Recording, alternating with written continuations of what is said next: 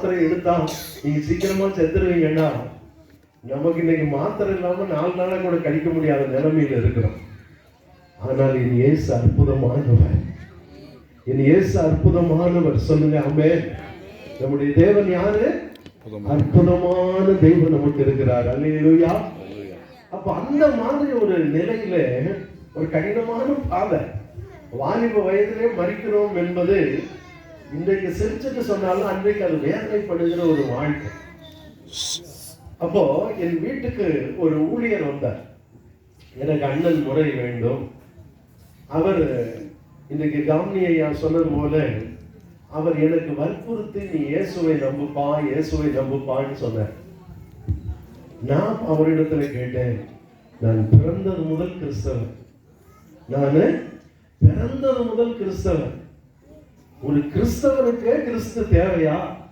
ஒரு கிறிஸ்தவனுக்கு கிறிஸ்து அவசியமா? நான் கிறிஸ்தவனாகவே பிறந்தவன், கிறிஸ்தவனாகவே வளர்ந்திருக்கிறேன், கிறிஸ்தவ பள்ளிக்கூடத்திலே தான் படித்திருக்கிறேன்.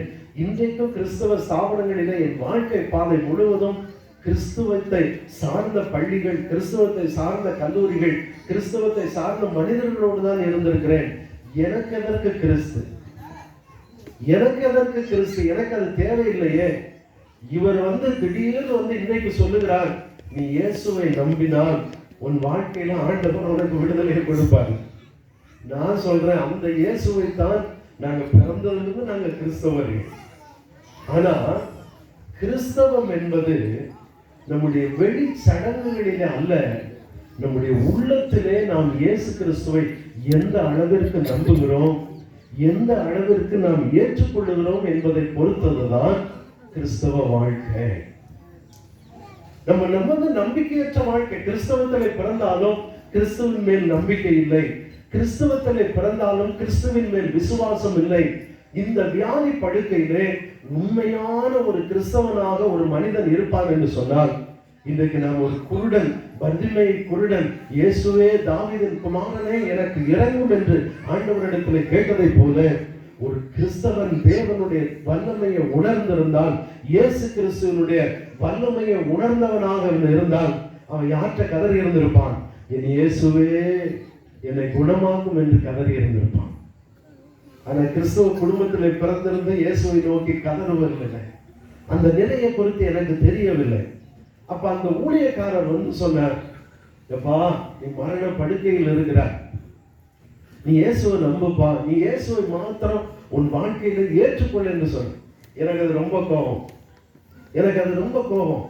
அப்போ நான் என் வாழ்க்கையில யோசித்து பார்த்தேன், நம்ம பிறந்ததே கிறிஸ்தவத்தில் பிறந்திருக்கிறோம், நமக்கு இன்னொருத்தர் சொல்லிட்டு போறாரு, ஏற்றுக்கொள்ள மனம் இல்லை, அவரை வீட்டை விட்டு வரட்டுங்க, ஐயா நீங்க வீட்டுக்கெல்லாம் வராதிங்க, எனக்கு நீங்கள் சொல்லுகிற வார்த்தைகள் எனக்கு பிடிக்கவில்லை என்று அவரை விரட்டி விட்டேன். அவர் சொன்னாரு, நீ என்றைக்காயிலும் நீ நினைச்சு பார், நான் சொல்லுகிற ஒரே ஒரு சந்தர்ப்பம் இயேசுவுக்கு கொடு, உன் வாழ்க்கையை கொடு, இயேசுவால் மட்டும்தான் இனி உன்னுடைய வாழ்க்கையை உனக்கு மாற்றத்தை கொண்டு வர முடியும், உனக்கு சுகத்தை கொண்டு வர முடியும்னு சொன்னார். எனக்கு ரொம்ப ஆச்சரியம். இவர் நம்ம இவ்வளவு காலம் நம்ம நம்பிக்கொண்டிருக்கிற தெய்வத்தை இவர் சொல்றாங்க, நம்ம நம்பவா வேண்டாமா? ஆனால் ஒரு இரவில் என்னுடைய நிலையை நினைத்து அழுத. படிப்பு போய்விட்டது. எம்எஸ்சி படிப்பனா, மாஸ்டர்ஸ் டிகிரினா அது உண்மையிலேயே நான் படித்த காலத்திலே ஒரு உன்னதமான படிப்பு. நான் இருந்த ஊரில் நான் ஒருவன் மாத்திரம் அந்த மாஸ்டர்ஸ் டிகிரியினுடைய லெவலுக்கு நான் கடந்து போயிருந்தேன். அவ்வளவு உன்னதமான படிப்பை நான் இழந்திருந்தேன்.